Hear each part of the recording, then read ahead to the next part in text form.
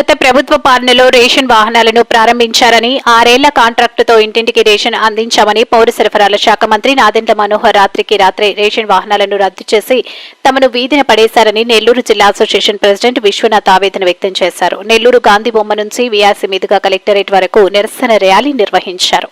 అనంతరం కలెక్టర్ కి వినతి పత్రం అందజేశారు. కోవిడ్ సమయంలోనూ వరదల సమయంలోనూ శక్తి వంచన లేకుండా సహాయ సహకారాలు అందించామని, కూటమి ప్రభుత్వం తమను కొనసాగిస్తామని చెప్పి ఉన్నపలంగా వాహనాలను రద్దు చేసే జీవోను ప్రకటించిందని ఆందోళన వ్యక్తం చేశారు. తాము ఉపాధిని కోల్పోయామన్నారు. కుటుంబాలను ఎలా పోషించుకోవాలో అర్థం కావట్లేదని ఆవేదన చెందుతున్నారు. ప్రభుత్వం 18 నెలల కాంట్రాక్టు సమయాన్ని కొనసాగించాలని కోరారు.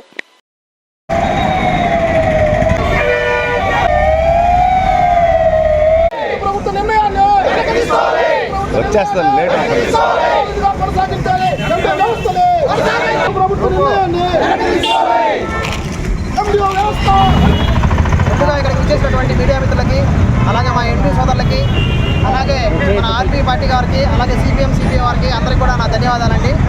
నా పేరు మాసారం విశ్వనాథ్. నేను నెల్లూరు జిల్లా ఎండిఓ ఆపరేటర్ అసోసియేషన్ అధ్యక్షునండి. అలాగే ఈరోజు అందరం కూడా రోడ్ ఎక్కడం జరిగిందండి. ఇందులో భాగంగా మాకు 2021 గత ప్రభుత్వం అయినట్టు వైసీపీ ప్రభుత్వం 2021 ఫిబ్రవరి నెలలో మాకు 9,260 బండ్లు ముద్రా లోన్ కింద ఇవ్వడం జరిగిందండి. ఆ రోజు నుంచి కూడా మేము ఈరోజు వ్యవస్థలో కొనసాగుతూ ఉన్నాము.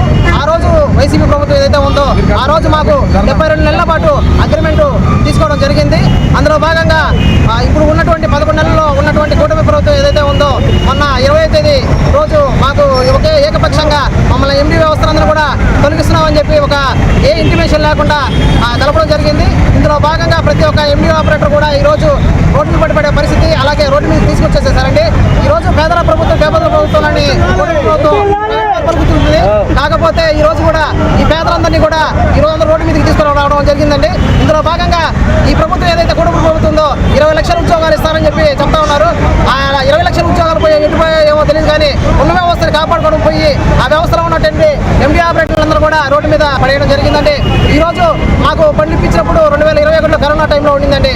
ఆ రోజు కూడా మేమందరూ ఎండీ ఆపరేటర్లందరూ కూడా రెడ్ జోన్లో ఉండి మా కుటుంబాలందరూ కూడా వదులుకొని రోడ్డు మీదకి వచ్చి పనిచేయడం జరిగిందండి. అట్లాంటి వ్యవస్థ ఈ రోజు మీరు రోడ్డు మీద పడేయడం జరిగింది. ఇంకో విషయం ఏంటంటే దీనిలో అందరూ కూడా గమనించాలి. మేమందరం కూడా లాస్ట్ ఇయర్ సంబంధించి 4 జిల్లాల పాటు 1500 వెహికల్స్ అన్నీ కూడా మన వరదల కార్యక్రమాల్లో ఉపయోగించుకొని ఈరోజు దానికి సంబంధించిన ₹1 కూడా మాకు ఇవ్వకుండా, అదేవిధంగా ఐసీడీఎస్ కానీ ఎండిఎంకి సంబంధించి మేమందరం కూడా 2 సంవత్సరాల కాలంగా అందరికీ స్కూళ్ళకి అన్నిటికీ తోలిన దానికి మాకు ₹1 కూడా కమిషన్ అనేది ఏమి ఇవ్వలేదండి. ఇందులో భాగంగా ఈరోజు నాదెండ్ల మనోహర్ గారు మాకేదో ఉచితంగా ఈ బండ్లని ఇచ్చేస్తున్నామని చెప్పి చెప్పడం జరిగింది.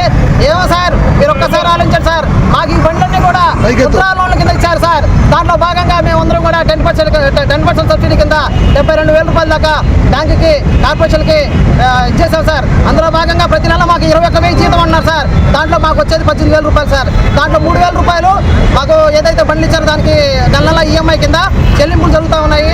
ఈ రోజు మాకేందో కూటమి ప్రభుత్వం ఊరికనే ఇచ్చేస్తామని చెప్పి ప్రజల్లో కూడా ఒక అపోహ వచ్చింది సార్. ఇవన్నీ మా సొంత బండ్లు సార్, ఇవన్నీ కూడా మా పేర్ల మీద ఉన్నాయి. ఈరోజు ప్రభుత్వం మా మీద 72 నెలల అగ్రిమెంట్ ఉండగానే మాకు ఇంకా 18 నెలలు ఇంకా టైం ఉండగానే మమ్మల్ని అందరూ కూడా ఈరోజు రోడ్డు మీద తీసుకొచ్చారు సార్. ఇది దయచేసి ప్రతి ఒక్కరు కూడా ఆలోచించి మాకు న్యాయం చేస్తారని కోరుకుంటూ మళ్ళీ విధిలోకి తీసుకోవాలి. మేమందరం కూడా మా కుటుంబాలతో ఈరోజు అందరూ రోడ్డు మీద పడిపోయాం. రేపనే రోజు ఖచ్చితంగా ఈ వ్యవస్థను కొనసాగించకపోతే మా కుటుంబాలతో పాటు మేమందరం కూడా పెద్ద ఎత్తున కలెక్టరేట్ ఎదురుగా నిరసన చేస్తామని చెప్పి ప్రతి ఒక్కరికి తెలియపరుచుకుంటున్నాను. కొనసాగించాలి. ఎండీ ఆపరేటర్ నేను ముఖ్యంగా ఈరోజు ధర్నా చేయడానికి కారణం ఏంటంటే రాష్ట్రం మొత్తం ధర్నా చేస్తుంది. ఎందువల్లంటే మాకు 9,200 బళ్ళు ఇచ్చారు. అదేవిధంగా హెల్పర్లు కూడా 9,200 మంది ఉన్నారు. దాదాపు 18,500 మంది దీని మీద బతుకుతున్నాము. మా కుటుంబాలు రోడ్లో పడ్డాయి. ఈ ఎండీ వ్యవస్థ వచ్చినప్పుడు కరోనా కష్టకాలంలో గత ప్రభుత్వం వైఎస్ జగన్మోహన్ రెడ్డి గారు ఏదో పేదలు కదా అని ఇచ్చారు, చేసుకుంటారు, ఏదో పని చేసుకుని బతుకుతారని. మాకేం 50,000, 60,000, 70,000 జీతాలు కాదు. మాకు వచ్చేది కేవలం ₹18,000. అంటే 21,000 గవర్నమెంట్ వైట్గా ఇస్తుంటే దాంట్లో ₹3,000 లోన్గా కట్టేస్తుంది. ₹18,000 మా చేతికి వస్తాయి. ఆ 18,000లో మేము హెల్పర్కి ఇచ్చుకోవాలి. మా కష్టాలు మాకున్నాయి. హెల్పర్కి ₹10,000 దాకా ఖర్చు అవుతుంది, పెట్రోల్ ఖర్చు అవుతుంది. అన్ని ఖర్చులు పోగా మాకు మిగిలేదు కేవలం ₹6,000. దాదాపు 4.5 సంవత్సరం 6,000 కోసం మేము పనిచేసాము. మా బాధ ఏంటంటే మా 6,000 కోసం చేసామా 10,000 కోసం చేసామా కాదు. మాకు గౌరవంగా మాకు ప్రజల్లో ఒక విలువ ఉంటుందని దానికోసం చేసాం, ఏదో బండి ఇచ్చేస్తాము, మీ బండి మీకు ఇచ్చేస్తాం, మీరే చేసుకో. ఆ బండి ఏం చేసుకోవాలి సార్? పెట్రోల్ బళ్ళు, మైలేజ్ రావు, కనీసం ఒక ఎన్ఓసి లెటర్ కూడా ఇవ్వలేదు మాకు.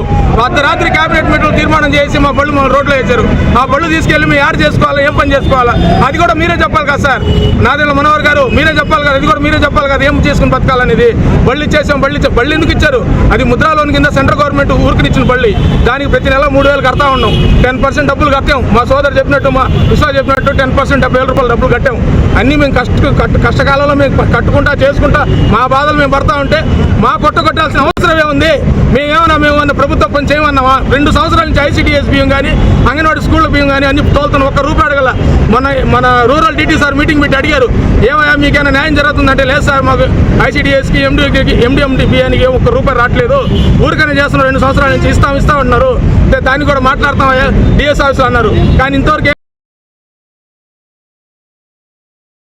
మరెన్నో వీడియోల కోసం మా ఛానల్ ని సబ్స్క్రైబ్ చేసుకుని పక్కనే ఉన్న బెల్ ఐకాన్ ని క్లిక్ చేసి యాక్టివేట్